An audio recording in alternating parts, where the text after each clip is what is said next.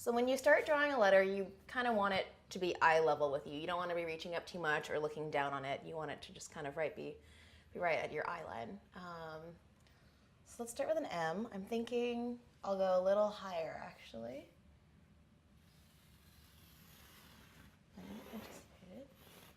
Just, that was probably too heavy of pressure. Light pressure to kind of lay out.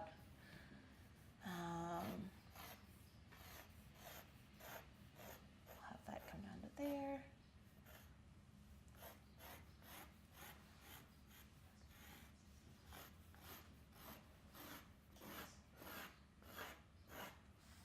Okay.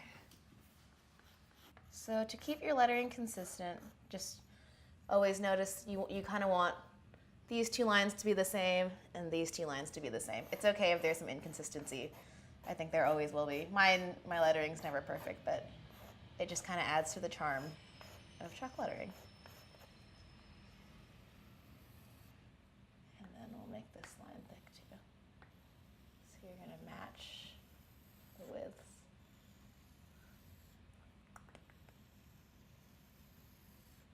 So when spacing your letters, when it comes to chalkboard stuff, I tend to go wider on the spacing. So it's always better to have a little too much space between letters than too little space, because there are things you can do to fill in the space, but there's nothing you can really do to take away or to space it out any wider. So when in doubt, space out your letters wider than you think you should.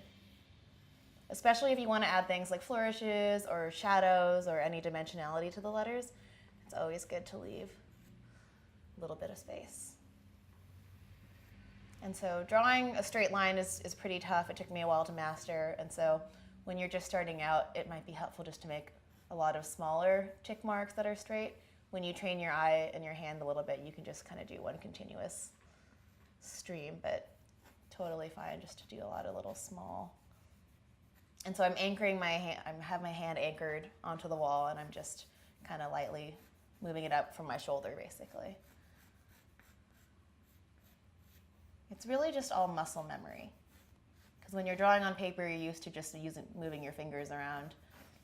But with chalk lettering, you kind of have to get your whole arm into it. Okay. Just for some style, make this dip below too. And we'll definitely do some flourishes off of those. So if that's this amount of space I'm doing between the letters, I should probably do a couple between words. So let's do the C here.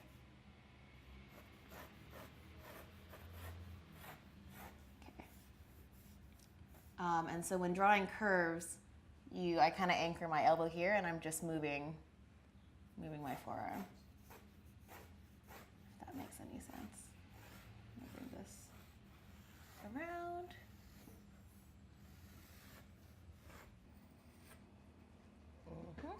So I'm trying to keep my widths consistent.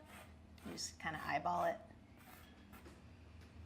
Okay, going into the S. S's are kind of tricky to draw, so I'll show you what I usually do.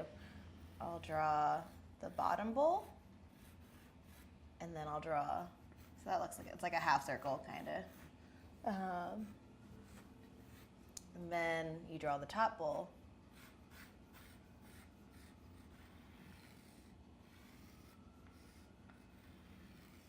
And then you kind of bring the curves in, and basically you're just going to connect them.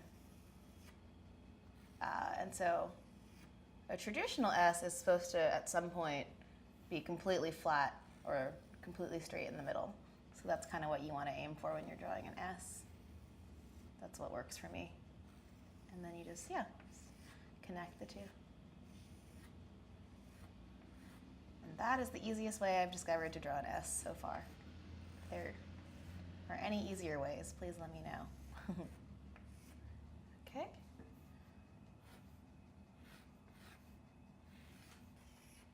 Thickness. Okay, cool. So now we're going to take a step back. Yep, everything looks consistent. So mi casa, S is going to go here, and then tu casa is going to go here. So let's do the two.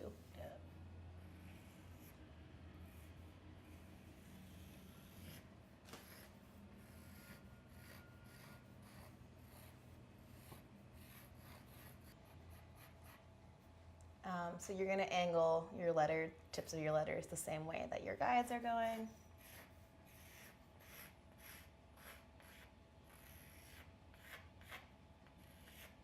It's always important, I know I mentioned this before, but to stay eye level with the artwork because it kind of distorts your vision when you're looking up or down, and you could totally be drawing something that looks good from where you are and then looks a little bit wonky by the time you step away. So I'm going to save you the trouble. So your towel or your eraser is just as powerful of a tool. So if you, let's say, make a line that's not so straight, it might even be easier, instead of drawing a straight line, to just erase out the parts into a straight line, because maybe your finger is a little steadier than your hand with the chalk. There's no problem doing that. It's like a reverse technique. There's no problem doing that.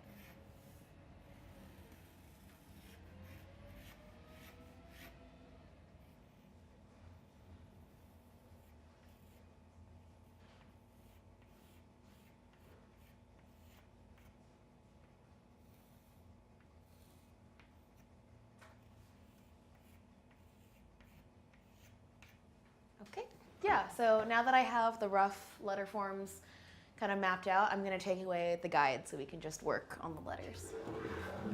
Always make sure to grab the tail end of the towel so it doesn't drag on any of your drawing. Okay, and then feel free to clean up any little kinks or bumps in your sketch. And then make sure to switch spots on your towel every once in a while, because it'll get too chalky and it'll leave like a residue. So these are the base letter forms, but you can see how there are kind of some gaps right here and here. And so I'm going to show you kind of how, once you have your base letter forms down, how to kind of fill in the space visually. So making a flourish off of the C. That could be kind of nice. So we'll just make this curve along with the I. But then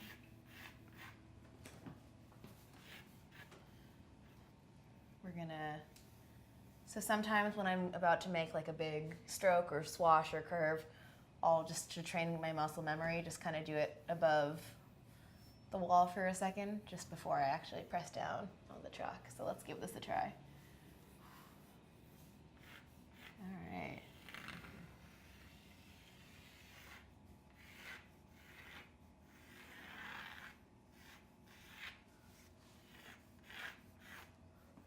That's pretty good. Just lightly have that in there.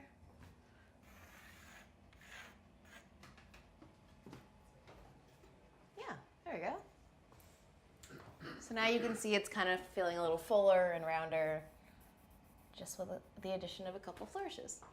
So now it's time to start filling in your letter forms. So now you can start using heavier pressure with your chalk. This is probably where you'll go through the most of your chalk.